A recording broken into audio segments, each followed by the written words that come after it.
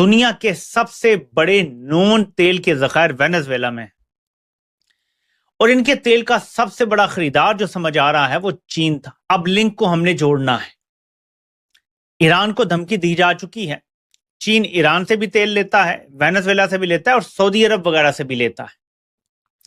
लेकिन जो gulf countries हैं इनको तो अमेरिका काबू करके तेल बंद करवा सकता है, ये कोई इशू नहीं। ठीक है, इशू थे दो ममालिक, वेनेजुएला और इशू है ईरान। ये जंग की सूरत में चीन को मुसलसल तेल की फरामी जारी रखेंगे। खास तौर पे अब ईरान की बारी है कि वेनेजुएला पे तो आप समझ लें कि इन्होंने कब्जा कर लेना है, यानी अपना बंदा बिठा देना है तो कब्जा ही हो गया। बज़ाहिर यही लगेगा कि जी जमहूरियत आ गई है वेनेजुएला में, लेकिन अब नेक्स्ट क्या है वो मैं आपको जरा बताता हूं। दो तीन नक्शे हैं। इब्राहिम माजिद लिखते हैं कि अगले 72 घंटे बहुत अहम है। अगर अमेरिका वेनेजुएला के ऊपर कंट्रोल करने में कामयाब हो जाता है और उनके जो दुनिया के सबसे बड़े ऑयल के रिजर्व्स हैं उन पे कंट्रोल हासिल कर लेता है, तो दुनिया की पावर में ये एक बहुत बड़ा शिफ्ट होगा। इस तरह की मूव जो है ये जमहूरियत बहाल नहीं करेगी, ये इंसानी हकूक को तहफ़्फ़ुज़ नहीं देगी, बल्कि ये अमेरिका की स्ट्रेटेजिक डोमिनेंस को जो वो एनर्जी सेक्टर के ऊपर रखना चाहता है उसको कायम करेगी। और ईरान इसके बाद वॉशिंगटन की स्ट्रेटेजिक प्रायोरिटीज में नंबर 1 पे आ जाएगा, यानी अगला नंबर ईरान का। मैं वजह बताता हूं आपकी क्यों।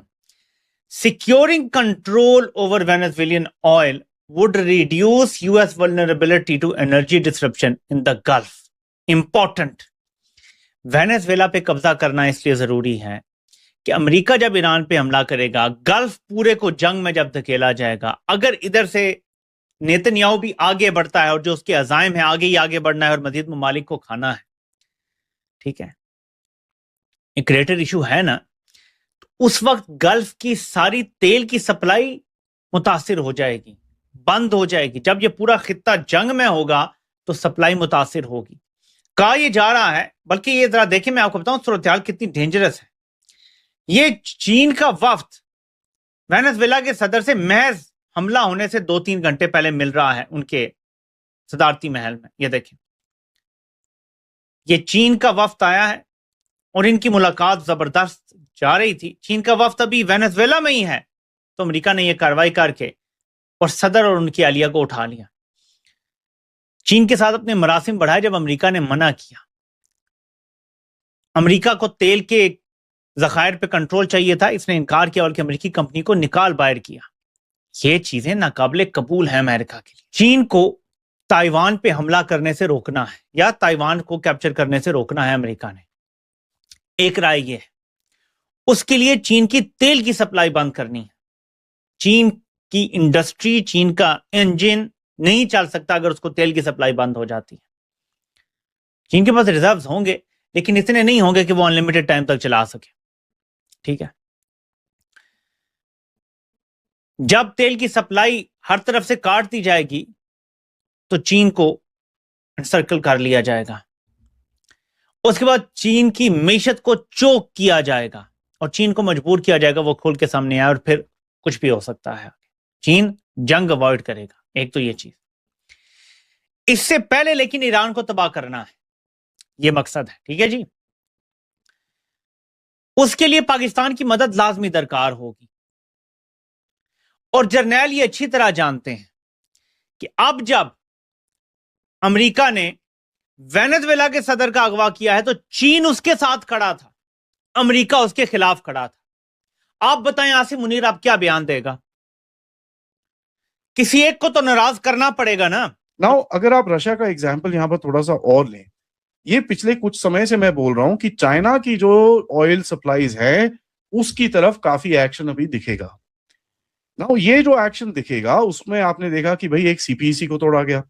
म्यांमार के अंदर सीएमईसी जो एक है जो थोड़ा बहुत ऑयल चाइना के दक्षिण पार्ट में कुनमिंग की रीजन के अंदर लेके जाती है, उसके अंदर अभी वहां पर जाके अमेरिकन बैठ गए हैं। सेंट्रल एशिया के अंदर जो ट्रांस कैस्पियन जो एक पाइपलाइन जाती है, जो चाइना की जाती है, उसके अंदर अभी ये इंटरफेरेंस करने की कोशिश कर रहे हैं। आप देखिए अजरबैजान, अर्मेनिया और ट्रंप कॉरिडोर बनाने की बात करते हैं। रशिया के अंदर आप अगर देखें कि उनकी जो रिफाइनिंग कैपेसिटी है उसके ऊपर काफी हद तक अटैक्स करे गए ताकि एक रिफाइनिंग कैपेसिटी उसकी कम हो, और रशिया का जो एक ऑयल सप्लाई की कैपेसिटी है वो थोड़ी उसके ऊपर कहीं ना कहीं एक इम्पैक्ट पड़े, ताकि रशिया के साथ नेगोशिएटिंग जो आपको बात करनी है उसके लिए आप एक थोड़ा सा ऊपर के लेवल पे जाके बैठेंगे। यही चीज हम वेनेजुएला में देखते हैं कि भैया चाइना का करीब 5 से 15%, कई लोग 5 बोलते हैं, कई लोग 15 बोलते हैं, लेकिन एक चाइना का साइजेबल अमाउंट ऑफ ऑयल आता था वेनेजुएला से। चाइना ने अपने पैरेलल ऑयल लेन्स इस जगह में बना रखे थे, तो जो ऑब्वियसली इन लोगों को पसंद नहीं आ रहे थे।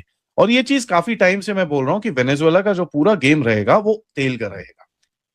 ट्रंप ने बड़े सैंक्शन लगाए वेनेजुएला के ऊपर, ठीक है, लेकिन वो सैंक्शंस काम नहीं करे। लेट 2025 तक हमने देखा कि वेनेजुएलन क्रूड जा रहा था, ठीक है, उसका तेल ship to ship transfer, dark fleet, barter arrangements की तरफ से काफी जा रहा था। चाइना ने अपनी वहां पर बोला कि भैया हम सिक्योरिटी देंगे, रशिया ने बोला हम सिक्योरिटी देंगे, काफी कुछ ये किया गया।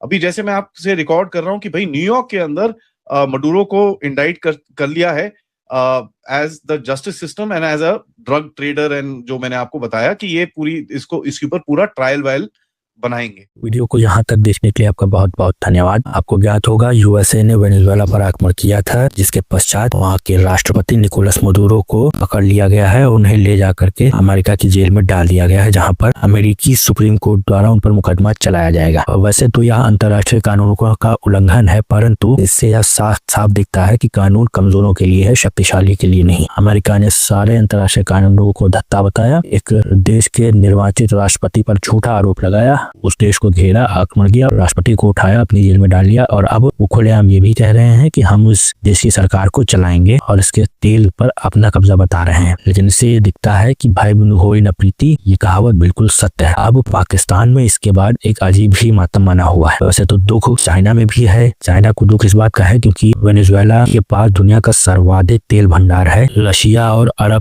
के कुल भंडार से भी ज्यादा, और जो भी वेनेजुएला का उत्पादन था उसका 80% चाइना सस्ते दरों पे खरीद रहा था, और जिसके कारण वहां पर ऊर्जा खपत बहुत ही ज्यादा संतुलित चल रही थी और उनके लिए अपनी ऊर्जा जरूरतों को पूरा करना सरल था। पर अभी वेनेजुएला के तेल संसाधन अमेरिका के हाथों में जाने के पश्चात चाइना को बहुत बड़ा धक्का लगा है। लेकिन एक धक्का हमारे पड़ोसी राष्ट्र पाकिस्तान को भी लगा है। उनको यह डर सता रहा है कहीं इससे प्रेरित होकर भारत ही पाकिस्तान पर कोई ऐसा ही हमला न कर दे। यही सामान्य डर बांग्लादेश में भी देखा जा सकता है, क्योंकि दोनों ही ओर हमारे जो प्रिय पड़ोसी हैं उन्होंने अपने यहाँ की माइनॉरिटीज को, विशेष रूप से हिंदुओं को जिस प्रकार से प्रताड़ित कर रखा है और उनके खात्मे की योजना बनाए हुए हैं, उसे देखते हुए भारत के पास पूरा लेजिटिमेट अवसर है कि भारत भी ऐसा ही कोई हमला करे और इस देश के राष्ट्राध्यक्षों को उठा करके सूली पर टांग दे। और ऐसा करना भारत के लिए कोई बहुत बड़ी बात नहीं। आपने देखा ऑपरेशन सिंदूर में हमने पाकिस्तान की पोल पट्टी खोल करके रख दी। पाकिस्तान का भी द्वंद जो है पूरी तरीके से मटियामेट हो गया। जो उन्हें जो थोड़ी बहुत भी शंका थी कि वो भारत के सामने टिक सकते हैं, वो ऑपरेशन सिंदूर ने मिट्टी में मिला करके रख दिया। ये कारण है कि पाकिस्तान और बांग्लादेश दोनों में ही बराबर भय का माहौल है और एक प्रकार से सिक्योरिटी टेंशंस बढ़ रही हैं। चलिए, इस विषय पर आपका क्या कहना है आप हमें कमेंट में अवश्य बताइएगा। वीडियो को लाइक करें, शेयर करें, साथ ही साथ हमारे चैनल को सब्सक्राइब करें और बेल आइकन को अवश्य दबा दें ताकि आपको हमारे नए वीडियोस का नोटिफिकेशन मिलता रहे। आपका बहुत बहुत धन्यवाद।